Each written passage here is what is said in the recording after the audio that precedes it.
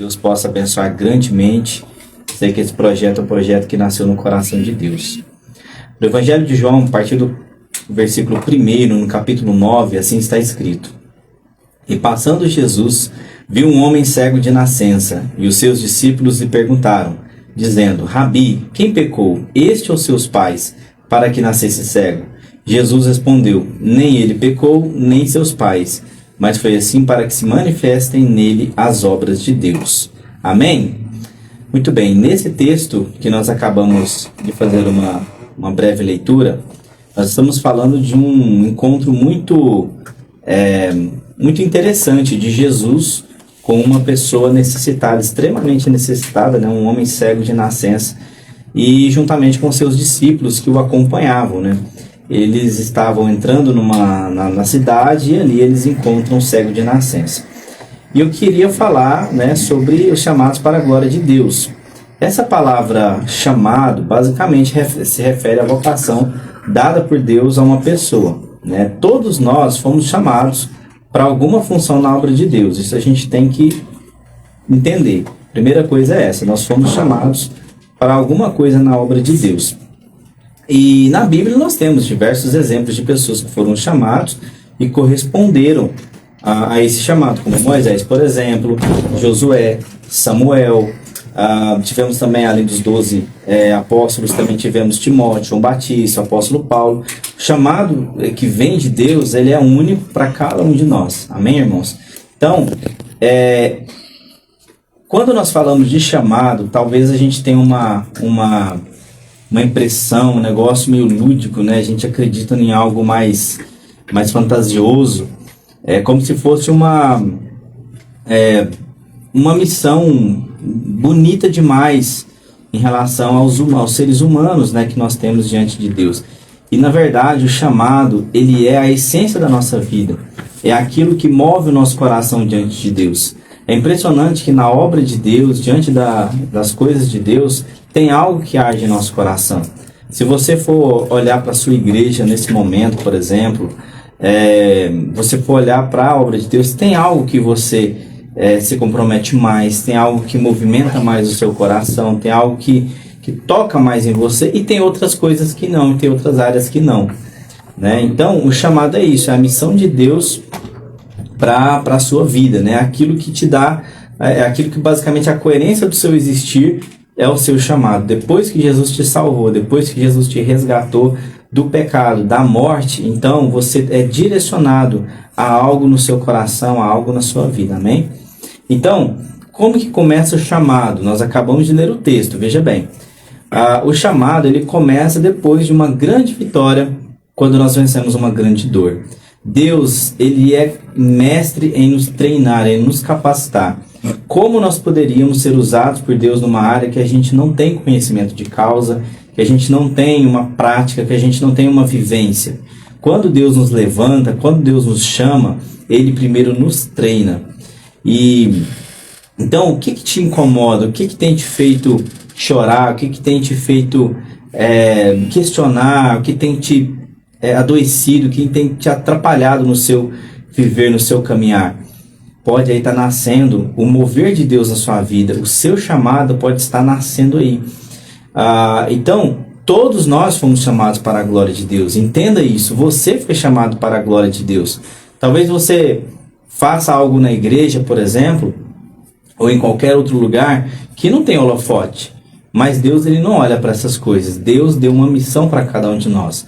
O apóstolo Paulo, por exemplo, ele vai fazendo uma comparação à igreja como o corpo de Cristo. E o corpo com vários membros. Cada membro a sua função. Cada membro tem a sua importância. O corpo em si precisa de todos os membros.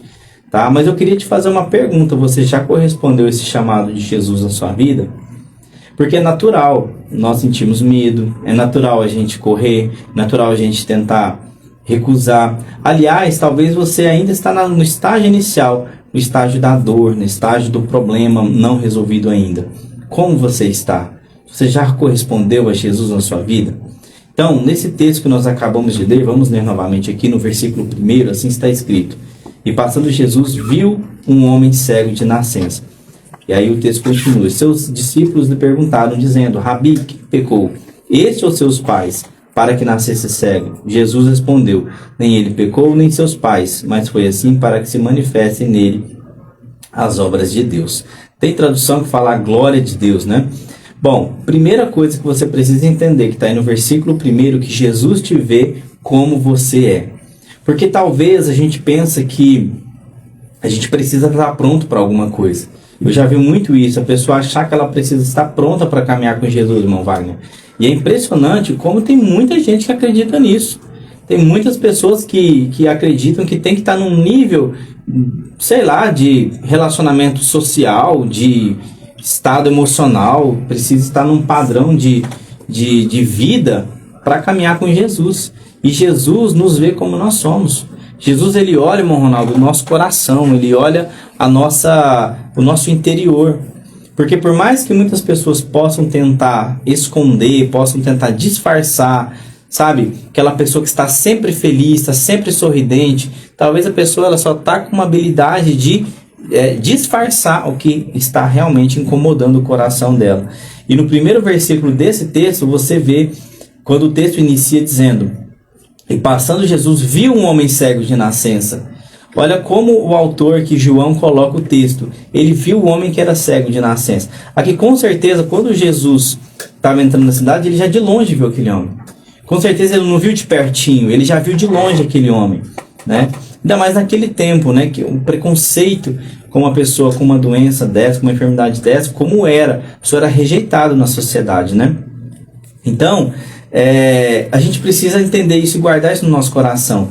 Irmãos, Jesus te vê como você é. Jesus sabe o que está dentro do seu coração. Jesus sabe o que te incomoda. Jesus sabe aquilo que te deixa triste. Jesus sabe até aquilo que te chateia. Jesus sabe aquilo que, quando tem algumas coisas no nosso passado, que quando a gente toca no assunto, a lágrima escorre, a gente tenta fugir, a gente tenta se esconder, mas Jesus sabe das suas dificuldades. Apesar da gente querer fugir muitas vezes, porque dói, porque para resolver esse problema a gente tem que enfrentar ele, a gente tenta fugir, mas Jesus sabe daquilo que a gente está passando. Eu me lembro da história de Jonas, por exemplo. Ele não queria obedecer. Ele tinha uma mágoa com Nínive. E então, Deus deu um comando para ele, ele fez exatamente o contrário que Deus mandou ele fazer, né? Então, nós já conhecemos a história, né? Jonas desobedeceu a Deus e passou pelo que ele passou por conta da desobediência do chamado. Então, irmãos, guarde isso no seu coração. Não adianta você se esconder. Jesus sabe o que está dentro do seu coração. Jesus sabe o que você está passando. Jesus sabe de tudo. Amém?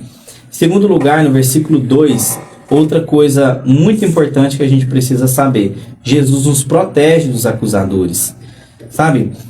Muitas pessoas não vão entender as suas dificuldades. Tem gente que vai pensar que o que você está passando é frescura. Tem gente que vai pensar que o que você está passando não é nada, é coisa pequena. Mas é porque ela não sabe o que você está passando. Ela não sabe o que você está enfrentando, sabe? Então, hoje na nossa sociedade, por exemplo, você encontra muitas pessoas egoístas. Pessoas que só preocupam com aquilo que ela está sentindo. O que ela está passando é importante. Mas o que o próximo está passando não é importante, né? E nós somos rotulados. Nós somos rotulados, né? As pessoas atribuem os nossos problemas, nossos erros, nossas dificuldades e nos rotulam com isso.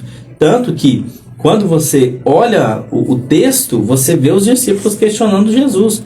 Peraí, mas quem pecou, ele ou seus pais? Então ali já foi um preconceito sobre aquele rapaz. Alguém pecou, alguém errou. Ou seja, Deus está castigando aquele homem, ele está pagando por um pecado, ou dele ou dos seus próprios pais, né? E no versículo 3, eu quero destacar que Jesus se manifesta nas nossas limitações. Aqui eu estou fechando o tema daquilo que nós abordamos. Somos chamados para a glória de Deus. Primeiro, vamos recapitular. Jesus nos vê como nós somos por dentro, no nosso íntimo, no nosso coração. Ele nos entende. Jesus nos protege dos acusadores.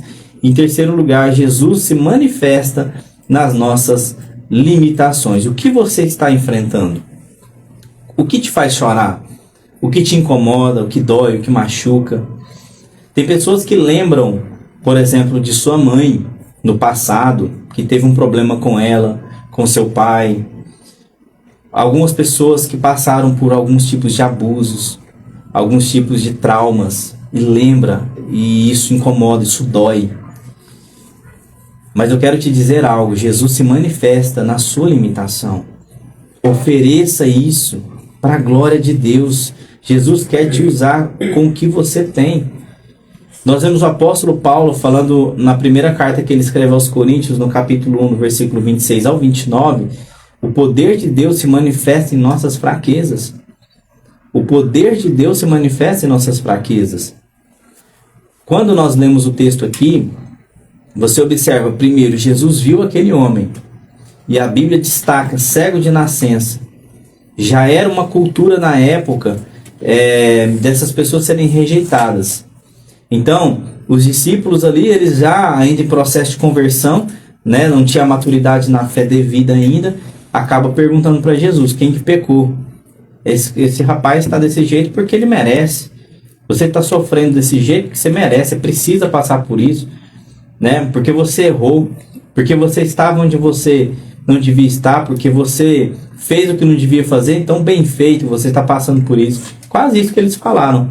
E Jesus, com todo o seu amor, com todo o seu carinho, responde, nem esse rapaz pecou, nem os seus pais. Mas o que ele está passando é para a manifestação da glória de Deus, é para a manifestação do poder de Deus. Então, meu irmão, minha irmã, vocês que estão me ouvindo nesta tarde, o que você está passando é para a manifestação da glória de Deus. E eu queria aqui, para concluir, fazer a leitura, né, de 1 aos Coríntios, capítulo 1, versículo 26 ao 29, né, para a gente aqui fechar a conclusão da nossa reflexão. Irmãos, reparai, pois, na vossa vocação, visto que não foram chamados muitos sábios, segundo a carne, nem muitos poderosos, nem muitos de nobre nascimento. Pelo contrário, Deus escolheu as coisas loucas do mundo para envergonhar os sábios, e escolheu as coisas fracas do mundo para envergonhar as fortes. E Deus escolheu as coisas humildes do mundo e as desprezadas, e aquelas que não são, para reduzir a nada as que são, a fim de que ninguém se vanglorie na presença de Deus. Então, meu irmão e minha irmã, o que você está passando? Talvez você está no anonimato, sofrendo, tentando ignorar essa dor, tentando ignorar isso que te incomoda, isso que você está passando, mas a palavra de Deus está te falando nessa tarde. Deus se manifesta na sua fraqueza. Esse é o nosso Deus de amor. É o Deus que reduz os arrogantes a nada e exalta aqueles que estão no anonimato. Esse é o nosso Deus. É um Deus que deseja pegar tudo que você está enfrentando e a manifestação da glória dele vir sobre isso, te dando vitória, te dando libertação, te dando paz. Então eu concluo dizendo isso, você foi chamado por Jesus. Lembre-se, Jesus está vendo as suas dores. Alguns talvez não conseguem entender o que você está passando, é verdade. Mas Jesus te guarda, Jesus ele te conhece e ele te chama, meu filho, entrega isso que você está passando. Entrega isso nas minhas mãos, o que você está passando. Porque eu te conheço, eu sei o que você está passando. E tudo isso que você está passando, deixe que manifeste a glória de Deus através da sua dor. Permita ser usado por Deus em nome de Jesus. Então, essa é a reflexão dessa tarde que Deus pôs no meu coração, nesse texto de João, do Evangelho de João, no capítulo 9, versículo 1 ao 3. Espero que Deus tenha falado com você, assim como Ele falou comigo. Irmãos, às vezes a gente se depara com algumas coisas na vida, Deus tocando no nosso coração, nos chamando para a gente caminhar, para a gente avançar, e a gente lembra do passado, a gente se prende no passado, e é Deus falando, entrega, deixa que a glória de Deus se manifeste. Ah, mas talvez eu vou ficar constrangido. Olha, constrangido, irmão, é a gente carregar isso, é a gente fugir disso, isso que é constrangimento, né? Ser liberto por Jesus não tem constrangimento, amém? Então, que Deus possa abençoar você. Seja uma pessoa de coragem. Seja uma pessoa de coragem. Fala, Jesus, aqui está as minhas dores. E manifeste em nome de Jesus o seu poder, a sua glória. Eu ofereço isso, porque eu sei que com a minha libertação, com a minha cura, muitas pessoas também serão abençoadas, serão alcançadas em nome de Jesus. Amém?